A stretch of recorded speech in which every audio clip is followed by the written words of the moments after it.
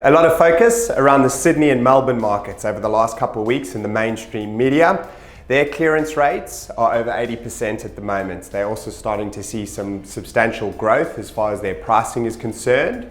That's fantastic. Brisbane, unfortunately, is not seeing that substantial growth. However, it is positive. We are slowly starting to see some slow and gradual growth. We're also starting to see that the days on market are coming down in Brisbane.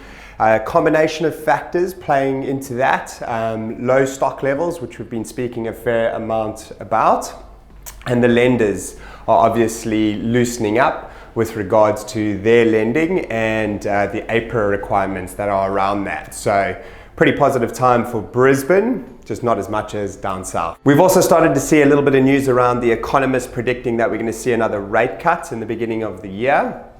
They're also predicting that there'll only be a 10 to 15 points basis that'll actually be passed on to the consumer.